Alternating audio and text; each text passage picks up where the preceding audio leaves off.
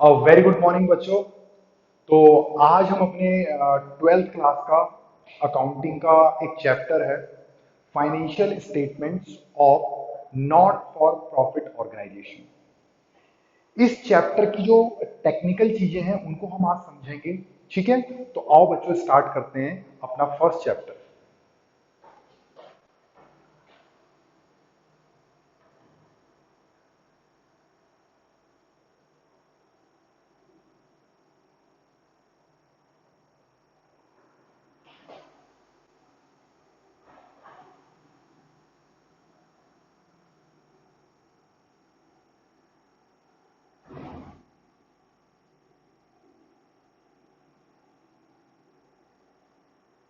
ठीक है, तो बच्चे ये चैप्टर हमें किस चीज के बारे में बताता है उस बारे में मैं पहले आपसे डिस्कस करता हूं। एज अ कॉमर्स स्टूडेंट, आप 11th और 12th में एक अकाउंटेंसी आपका सब्जेक्ट होता है, उसको आप पढ़ते हो बच्चों। और इन फ्यूचर में आपको अकाउंटिंग फील्ड में ये जरूरी नहीं है कि आप किसी कंपनी में ही जॉब करो, या ये नहीं है कि कोई आप पार्टनरशिप फर्म में जाओ। हो सकता है किसी नॉट फॉर प्रॉफिट ऑर्गेनाइजेशन में आपको जाना पड़े और अकाउंटिंग करनी पड़े।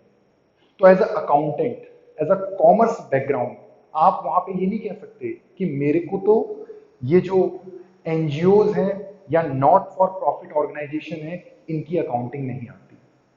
तो इसीलिए ये चैप्टर आपके 12th क्लास में है, ताकि आप हर ऑर्गेनाइजेशन की अकाउंटिंग कर सके। तो सबसे पहले मैं आपको ये बताता हूं बेटा, जो हमारा ये एनपीओ होता है इसकी शॉर्ट फॉर्म होती है बेटा एनपीओ। काफी लोग इस चैप्टर को ही एनपीओ कह देते हैं, एनपीओ जिसका मतलब है नॉट फॉर प्रॉफिट ऑर्गेनाइजेशन। और ये जो नॉट फॉर प्रॉफिट ऑर्गेनाइजेशन है, इसका ये मतलब है कि ऐसे ऑर्गेनाइजेशन जो कि प्रॉफिट के लिए काम नहीं करते, जिनका पर्पस ये नहीं होता कि हमें प्रॉफिट अर्न करना है। ऐसे ऑर्गेनाइजेशन का पर्पस होता है बच्चे कि हमें सोशल वेलफेयर करना है, सोसाइटी को हमें सर्विसेज प्रोवाइड करनी है। तो ये उनका अल्टीमेट पर्पस होता है, प्रॉफिट कमाना नहीं होता। अगर मैं आपको कुछ एग्जांपल दूं, तो आपने बहुत सारे एनजीओ के नाम सुने होंगे। जैसे कि एक फेमस एनजीओ है जिसका नाम है being human. Being human Salman Khan का एक एनजीओ है, जो कि बहुत सारे क्लोथ्स में डील करता है। आपको इसके बच्चे मॉल्स में शॉप्स मिल जाएंगी जहां से आप उनके कपड़ों को खरीद सकते हैं। तो उन कपड़ों को बेच के जो भी प्रॉफिट बीइंग ह्यूमन कमाता है, उस प्रॉफिट का यूटिलाइजेशन बच्चों फर्दर किसी सोसाइटी के काम के लिए किया जाता है। जैसे कि कैंसर पेशेंट्स जो है, या स्कूलिंग के लिए, समझ लो हेल्थ में वो पैसा लगता है। तो ये एक एनजीओ का काम होता है। तो कोई भी अगर आपसे पूछे कि एनपीओ क्या है, तो एनपीओ एक ऐसी ऑर्गेनाइजेशन है जिसका कभी भी प्रॉफिट मोटिव नहीं होता, जिसका मोटिव होता है सोशल वेलफेयर करना और सोसाइटी को सर्विस प्रोवाइड करना। तो लेकिन हमारी जो इंडियन गवर्नमेंट है वो ये कहती है कि आपको भी अकाउंटिंग करनी है, लेकिन आपकी अकाउंटिंग के तरीके अलग हैं। वो तरीके कैसे अलग हैं और किस तरह की एनपीओ में हमारी अकाउंटिंग होती है, उस बारे में हम आगे डिस्कस करने जा रहे हैं बेटा। ठीक है, चलो। तो अगर मैं बात करूं फाइनेंशियल स्टेटमेंट्स की, ठीक है, एनपीओ तो मैंने आपको बता दिया बेटा। फाइनेंशियल स्टेटमेंट्स क्या होते हैं? फाइनेंशियल स्टेटमेंट्स की अगर मैं आपको बात करूं, तो फाइनेंशियल स्टेटमेंट्स वो होते हैं जो आपके ऑर्गेनाइजेशन के फाइनेंशियल परफॉर्मेंस और फाइनेंशियल पोजीशन को बताते हैं। मैंने क्या कहा कि ऐसी चीजें जो आपके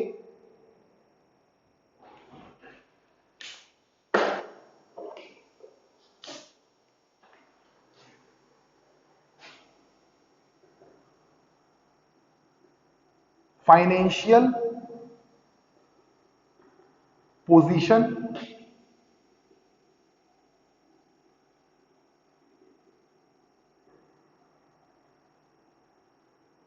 फाइनेंशियल परफॉर्मेंस को एक्सप्लेन करते हैं। फाइनेंशियल परफॉर्मेंस की बात है कि ड्यूरिंग द ईयर,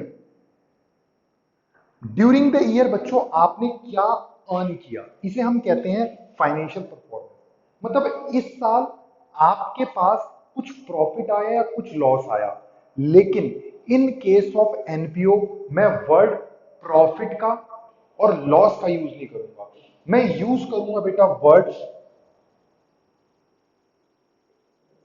सरप्लस और डेफिसिट। ठीक है बेटा, सरप्लस और डेफिसिट की मैं बात करूंगा तो मेरा सिंपल कहने का ये मतलब है कि इस साल मैंने बहुत सारा इनकम, बहुत सारा मेरे पास पैसा आया, इनकम आया किसी भी सोर्स से। एक एनजीओ हो सकता है, कोई इवेंट करे, कोई शो ऑर्गेनाइज करे, या हो सकता है वो अपने ब्रांड के क्लोथ्स को बेचे, बहुत सारे काम एक एनजीओ कर सकता है। तो वहां से क्या इनकम आई, और बेटा खर्चे भी होते हैं एनजीओ के, जैसे कि ऑडिट फीस हो गया, बिजनेस प्रमोशन के खर्चे हो गए, या आपने कोई अगर इवेंट ऑर्गेनाइज किया वहां पे बहुत सारे खर्चे होते हैं, आपके एनजीओ में बहुत सारे इंप्लॉय भी काम कर रहे होंगे, उनकी सैलरी भी जाती है।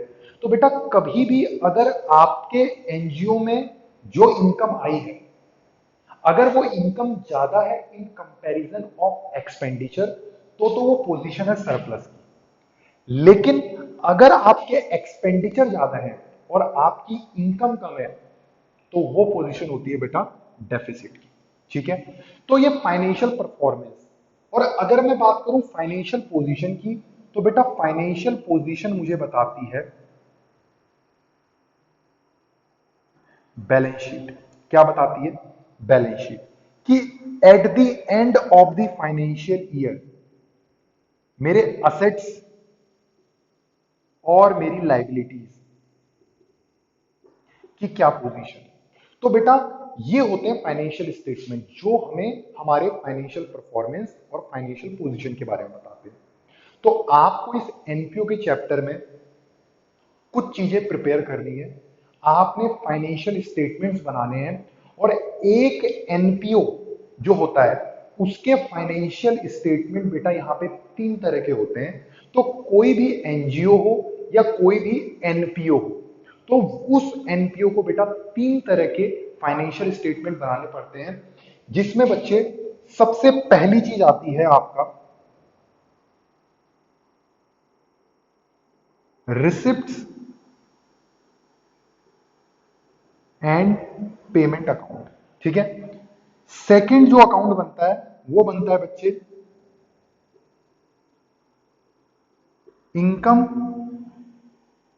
And expenditure account. ठीक है, और थर्ड जो है वो एक अकाउंट नहीं बनता, वो बनती है बेटा बैलेंस शीट। क्या बनती है? Balance sheet. तो बेटा याद रखना, ये तीन चीजें प्रिपेयर करता है हमारा एक NPO, receipt and payment account, income and expenditure account, and the last one is balance sheet. ठीक है, ये तीन चीजें हमारा एक not for profit organisation prepare करता है। अब इन चीजों को कैसे प्रिपेयर करा जाता है, एक एक करके बच्चे हम इसको डिस्कस करेंगे कि ये रिसिप्ट एंड पेमेंट अकाउंट क्या है, इनकम एंड एक्सपेंडिचर अकाउंट क्या है, और बैलेंस शीट क्या है। ध्यान से मेरी बात सुनना बेटा, इस पे मैं आज बहुत टाइम लगाऊंगा, क्योंकि ये बेस है। जब तक आपका बेस मजबूत नहीं होगा तब तक आगे आप कुछ भी नहीं कर पाओगे। ठीक है, तो आओ बच्चे, सबसे पहले अकाउंट की हम बात कर रहे हैं, जिसका नाम है रिसिप्ट्स एंड पेमेंट अकाउंट। बेटा ये रिसिप्ट एंड पेमेंट अकाउंट क्या होता है, ध्यान से मेरी बात सुनना। एक फाइनेंशियल ईयर में, सपोज करो मैं फाइनेंशियल ईयर बात करता हूं 2021, 2021 फाइनेंशियल ईयर का मतलब होता है कि ये 1 अप्रैल 20 को स्टार्ट हुआ है, और ये 31 मार्च 20 को बेटा क्या हो जाएगा, ये फाइनेंशियल ईयर आपका फिनिश हो जाएगा। ये एक फाइनेंशियल ईयर है जिसे हम 2021 कहते हैं। मतलब 1 अप्रैल 20 को स्टार्टिंग डेट है, और 31 मार्च, सॉरी 31 मार्च 21 को बेटा क्या है, इसकी एंडिंग डेट है। तो ड्यूरिंग द फाइनेंशियल ईयर आपको जो भी कैश में और बैंक में रिसीव्ड हुआ है बेटा, उसे हम कहते हैं रिसिप्ट। तो रिसिप्ट एंड पेमेंट अकाउंट का जो रिसिप्ट साइड है वो आपको ये बताता है कि एक फाइनेंशियल ईयर में आपको कितना कैश रिसीव हो रहा है। और कैश का मतलब सिर्फ कैश नहीं है, जहां पे मैं कैश की बात कर रहा हूं वहां पे मैं बैंक की बात भी कर रहा हूं कि एक फाइनेंशियल ईयर में एक एनपीओ को कितना कैश और बैंक में अमाउंट आ रहा है, वो होता है रिसिप्ट। और अगर मैं पेमेंट की बात करूं बेटा, तो पेमेंट का मतलब है कि कितना कैश और कितना बैंक से आपने अमाउंट पेड किया है। यहां पे वर्ड देखना, पेड और रिसीव्ड। तो रिसिप्ट एंड पेमेंट अकाउंट हमें यह बताता है कि एक फाइनेंशियल ईयर में, इस पूरे साल में हमने कितना कैश रिसीव्ड करा और कितना कैश पेड करा। कैश बेटा रिसीव्ड क्यों करते हैं, कैश पेड क्यों करते हैं? बच्चे सिंपल सी बात है, बहुत सारे ऐसे सोर्स होते हैं जहां से कैश आता है। जैसे कि सपोज करो एक एनजीओ को किसी ने डोनेशन दे दी, ठीक है, एक एनजीओ ने कोई चैरिटी शो कराया, वहां से उसे चैरिटी आ गई।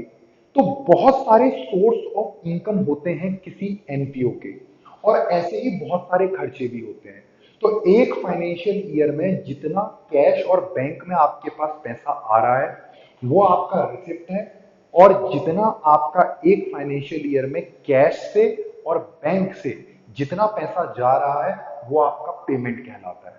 तो बेटा रिसिप्ट एंड पेमेंट अकाउंट आपको ये बताता है कि एक फाइनेंशियल ईयर में आपके पास कितना कैश और बैंक बैलेंस आया और कितना कैश और बैंक बैलेंस आपसे गया। ठीक है, अच्छा सर, ठीक है, ये तो मैंने एक बात बताई। सेकंड सेकंड यह है बेटा, इसको हम, अगर हम इसका नेचर पता लगाएं कि रिसिप्ट एंड पेमेंट अकाउंट का नेचर क्या है, तो बेटा इसका जो नेचर होता है वो एक तरह से रियल अकाउंट की तरह होता है। क्या नेचर होता है इसका? Real account. रियल अकाउंट क्या बताता है हमें?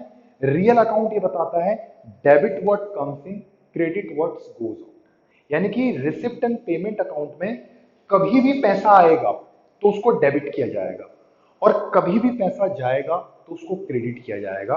तो यानी कि ये एक तरह का रियल अकाउंट है। रिसिप्ट एंड पेमेंट अकाउंट हमारा एक तरह का रियल अकाउंट है। एक चीज और बेटा, थर्ड चीज, थर्ड मैं आपको ये बता रहा हूं कि रिसिप्ट एंड पेमेंट अकाउंट बेटा किस बेस पे बनाया जाता है? कैश बेसिस पे बनाया जाता है। क्या बनाया जाता है? कैश बेसिस पे। जब आप 11th क्लास में थे तो उसमें आपका एक फोर्थ चैप्टर हुआ करता था, बेसिस ऑफ अकाउंटिंग। तो दो बेसिस होते हैं अकाउंटिंग के, एक बच्चे आपका होता है कैश बेसिस और दूसरा आपका होता है अक्रूवल बेसिस। अगर हम कैश बेसिस की बात करें तो कैश बेसिस ये कहता था कि जब मुझे कैश रिसीव्ड होगा तभी वो मेरी इनकम है, और जब मैं कैश पेड करूंगा तभी वो मेरा खर्चा है। जबकि अक्रूवल बेसिस ये कहता था कि अगर आपने कोई खर्चा कर दिया है, चाहे आपने उसकी पेमेंट करी हो या ना करी हो, वो आपका खर्चा है। और अगर आपने कोई इनकम अर्न कर ली हो, चाहे उसका पेमेंट आपको मिला हो या ना मिला हो, वो बेटा आपकी इनकम कहलाई जाएगी। तो ये चीजें हम 11th क्लास में पढ़ चुके हैं। तो कैश बेसिस का मतलब है बेटा, कैश बेसिस का मतलब है जब कैश मिलेगा तभी वो रिसिप्ट साइड पे आएगा। जैसे कि मैं आपको एक एग्जांपल दूं बेटा, मैं आपको एक एग्जांपल देता हूं कि रिसिप्ट एंड पेमेंट अकाउंट में क्या होता है। सपोज करो एक एनपीओ है, ठीक है, उस एनपीओ में 10 मेंबर है, और वो 10 मेंबर हर साल 10-10 हजार रुपए एनपीओ को देते हैं जिससे कि एनपीओ चल सके। क्योंकि एक एनजीओ जो होता है, एक एनपीओ होता है, वो बहुत सारे लोग मिलके खोलते हैं। तो उन्होंने ये कहा कि हम डोनेशन पे डिपेंड नहीं होते, हम खुद हर साल 10-10 हजार रुपए देंगे, और जिससे कि ये एनजीओ रन कर सके। तो सपोज करो बेटा, अगर एक पर्सन एक साल में 10,000 रुपीज देता है, तो अगर उस एनजीओ में 10 मेंबर है, तो टोटल बेटा जो कलेक्शन है एनजीओ की साल की, वो है 1 लाख। क्या है? 1 लाख। तो बेटा अगर मैं ये कहूं कि अब इस साल 10 में से 8 मेंबर ने तो पैसे दिए, 2 ने पैसे नहीं दिए, तो बेटा याद रखना सिर्फ इस साल की जो रिसिप्ट होगी, इस साल की जो रिसिप्ट होगी वो 80,000 कहलाई जाएगी। आप ये नहीं कहोगे कि कोई नहीं, अभी नहीं दिया तो अगले साल दे देंगे। तो बेटा जो दो मेंबर बच गए हैं जिन्होंने इस साल पैसे नहीं दिए, जो कि कह रहे हैं कि अगले साल हम ये पैसा भी लौटा देंगे और अगले साल वाला पैसा भी लौटा देंगे, तो बेटा वो वाला पैसा उस साल की इनकम कंसिडर कर दिया जाएगा। इस साल वो आपका रिसिप्ट अकाउंट में नहीं आएगा। इसी को कहते हैं कैश बेसिस। और एक चौथा पॉइंट, फोर्थ पॉइंट ये है कि बेटा यहां पे revenue and capital nature, revenue और कैपिटल नेचर दोनों नेचर की आइटम्स को हम रिकॉर्ड करते हैं। ये भी 11th का कॉन्सेप्ट है कि रेवेन्यू नेचर की आइटम्स कौन सी होती हैं और कैपिटल नेचर की आइटम्स कौन सी होती हैं।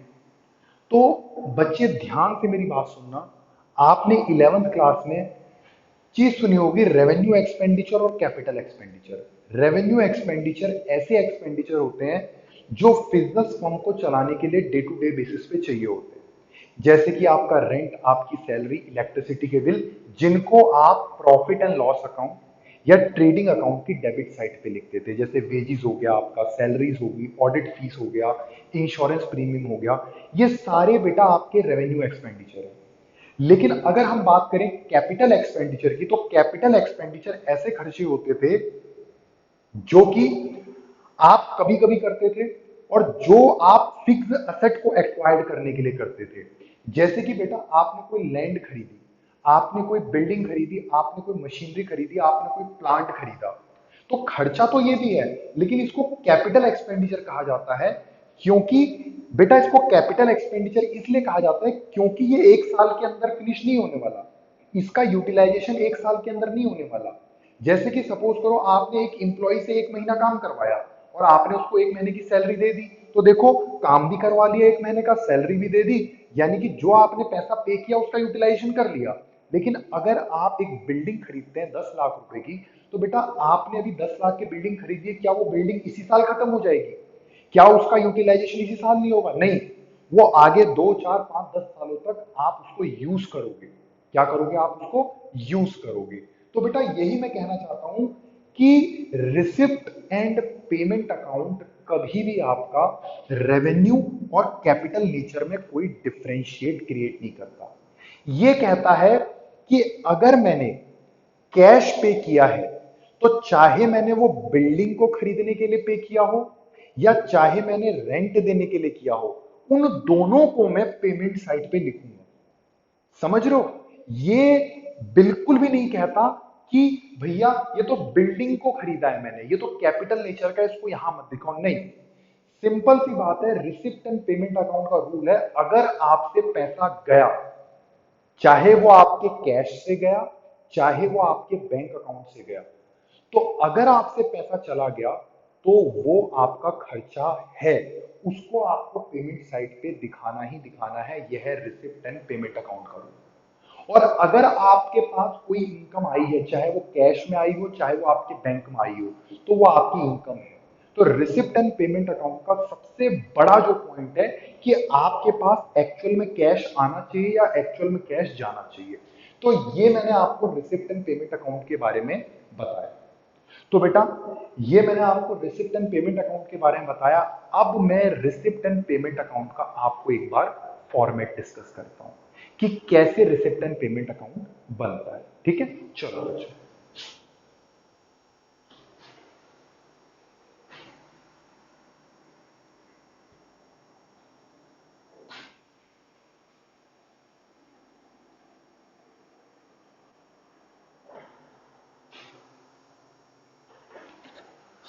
अगर मैं बात करूं,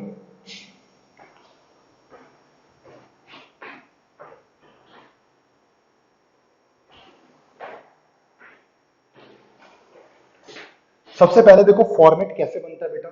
लिखा जाता है यहां पे रिसिप्ट्स एंड पेमेंट अकाउंट, फिर लिखा जाता है फॉर द ईयर एंडेड 31 मार्च 2020। बेटा सपोज करो आपका जो फाइनेंशियल ईयर है वो है 1920, यानी कि 31 मार्च 2020 को जो साल खत्म हो रहा है उसका मैं ये रिसिप्ट एंड पेमेंट अकाउंट बना रहा हूं, क्योंकि रिसिप्ट एंड पेमेंट अकाउंट एक पीरियड के लिए बनता है। तो ये 1 अप्रैल 2019 से लेके 31 मार्च 2020 तक का रिसिप्ट एंड पेमेंट अकाउंट है। ठीक है, अब उसके बाद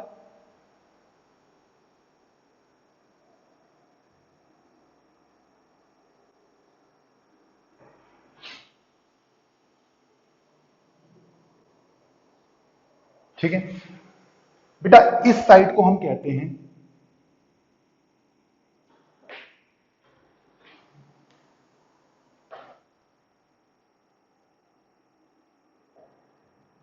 रिसिप्ट साइड।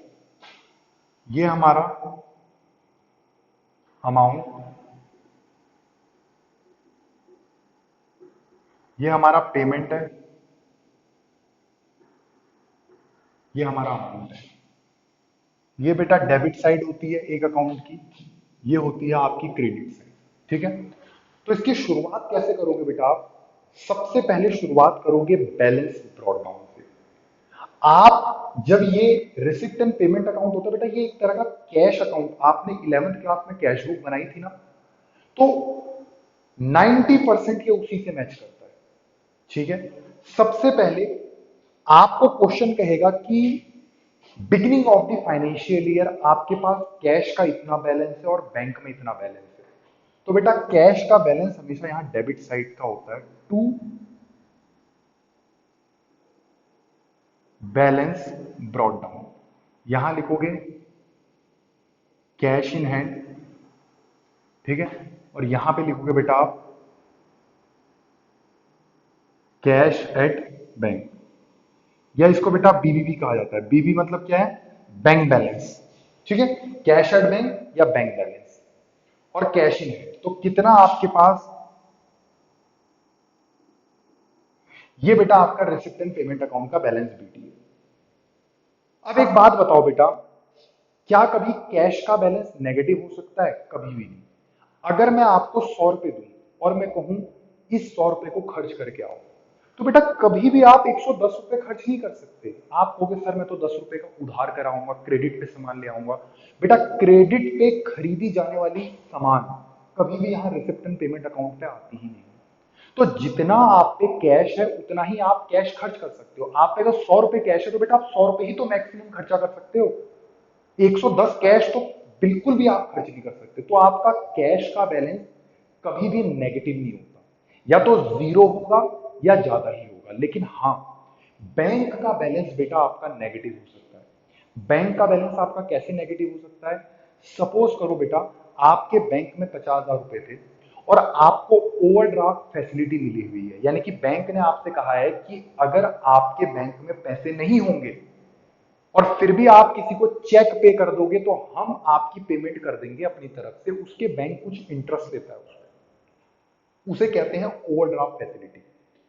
तो बेटा हो सकता है आपके बैंक में 50,000 हो और आपने किसी की पेमेंट कर दी 1 लाख रुपए का चेक साइन करके, और बैंक ने वो 1 लाख का पेमेंट क्लियर कर दिया, और इस चीज से आपका जो बैंक बैलेंस है वो नेगेटिव में आ गया। किसमें आ गया? नेगेटिव में आ गया। तो बेटा बैंक का बैलेंस नेगेटिव हो सकता है। तो अगर क्वेश्चन में कभी कभी ऐसा हो सकता है बैंक का बैलेंस नेगेटिव हो, तो उस केस में बैंक का बैलेंस यहां से स्टार्ट नहीं होता, यहां से स्टार्ट होता है। तो आप यहां क्या लिखोगे? आप यहां लिखोगे बाय बैलेंस ब्रॉट डाउन, और यहां पे लिखोगे बेटा, यहां पे कैश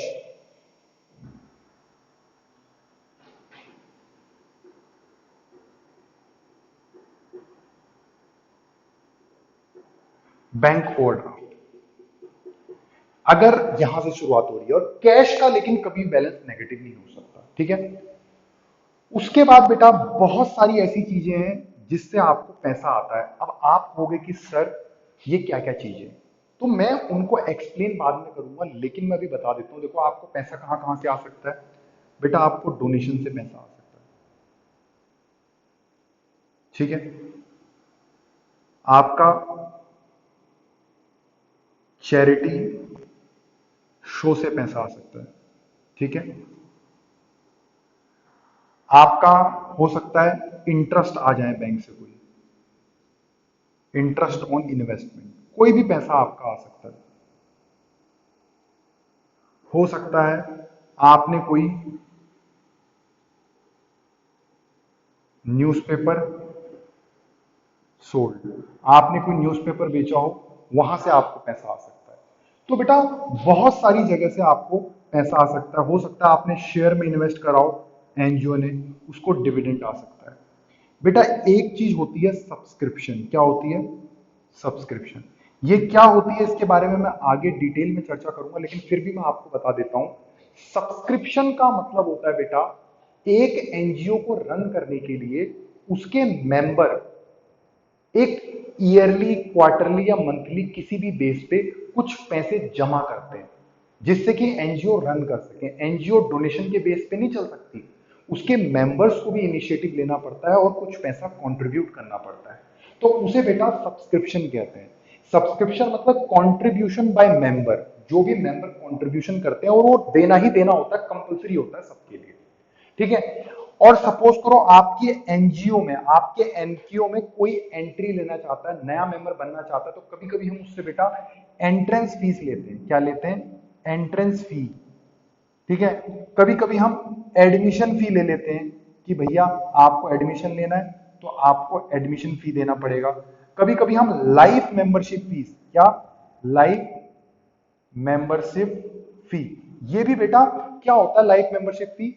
लाइफ मेंबरशिप फी का मतलब होता है कि आप हमारे मेंबर लाइफ टाइम के लिए हो। जरूरी नहीं है, कुछ क्लब जो होते हैं, क्लब क्लब भी बेटा एनपीओ के पार्ट होते हैं। तो आप अगर किसी क्लब के मेंबर बनना चाहते हो तो बेटा आपको वहां एक लाइफ मेंबरशिप फीस देनी पड़ती है, जिससे कि आप उस क्लब के सारे बेनिफिट को पूरे लाइफ टाइम उसका यूज कर सके।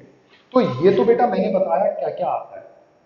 तो जिस जिस सोर्स से पैसा आएगा वो सारी चीजें डेबिट, और जिस जिस जगह पैसा जाएगा वो सारी चीजें क्रेडिट। जैसे कि बच्चा सपोज करो आपने सैलरी पे करी, आपने इलेक्ट्रिसिटी का बिल पे करा,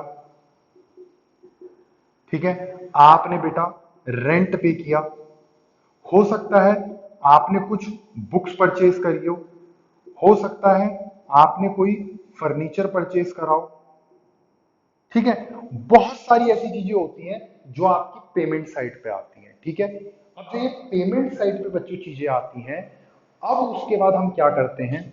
हम उसके बाद करते हैं बैलेंसिंग। ठीक है,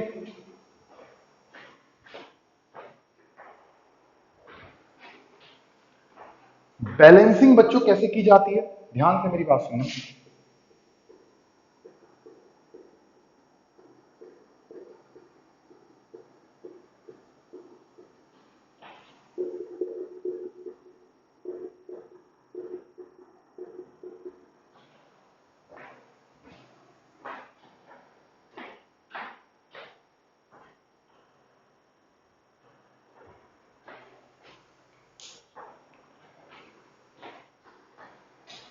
हम डेबिट साइड का टोटल करते हैं, क्रेडिट साइड का टोटल करते हैं। अगर बेटा आपका डेबिट साइड का टोटल ज्यादा है और क्रेडिट साइड का कम है, तो बेटा यहां पे लिखा जाता है बाय बैलेंस सीडी, कि आपके पास at the end cash in hand कितना है और आपका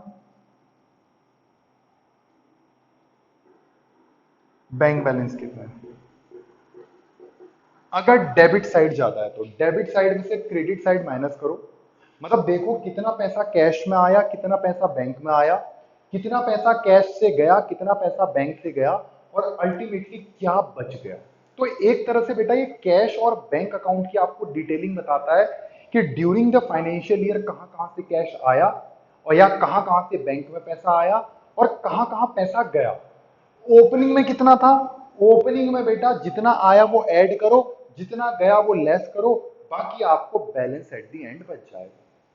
हो सकता है कैश का बैलेंस तो कभी नेगेटिव नहीं आता, लेकिन बेटा हो सकता है बैंक का बैलेंस आपका नेगेटिव आ जाए। आपके पास एक फाइनेंशियल ईयर के स्टार्टिंग में 1 लाख रुपए का कैश पड़ा हुआ था, सॉरी बैंक बैलेंस था 1 लाख का।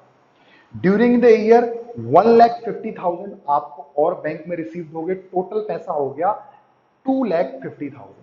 और उसमें से बेटा आपने इस साल जो खर्चे करे, जो पेमेंट करे, वो करे 3 लाख के। तो आपका जो बैंक का बैलेंस है वो नेगेटिव हो गया 50,000। तो उस केस में बेटा बैलेंस जो होता है टू बैलेंस सीडी, बेटा वो यहां पे लिखा जाता है, ठीक है। और यहां पे ये जो बैंक है, बैंक ओडी, बैंक ओवरड्राफ्ट, ये है। तो ये हमारा एक रिसिप्ट एंड पेमेंट अकाउंट है बेटा। तो रिसिप्ट एंड पेमेंट अकाउंट एक तरह का रियल अकाउंट है। ये कैश बेसिस पे बनाया जाता है। ये कोई डिस्क्रिमिनेशन नहीं करता आपके रेवेन्यू और कैपिटल आइटम्स में, ये उनको सेम मानता है। देख लो बेटा, यहां पे हमने फर्नीचर के लिए भी पैसा दिया है और यहां पे हमने सैलरी भी दी है। ये हमारा रेवेन्यू एक्सपेंडिचर है, ये हमारा कैपिटल एक्सपेंडिचर है। लेकिन देखो दोनों एक ही जगह है, दोनों में कोई डिफरेंस नहीं है, क्योंकि पैसा गया है, ठीक है। तो ये हमारा रिसिप्ट एंड पेमेंट अकाउंट था। अब बेटा हमारा एक अकाउंट खत्म हो गया है जिसका नाम है रिसिप्ट एंड पेमेंट अकाउंट। अब मैं अपने फाइनेंशियल स्टेटमेंट के सेकंड पॉइंट पे जा रहा हूं जिसका नाम है इनकम एंड एक्सपेंडिचर अकाउंट, ठीक है।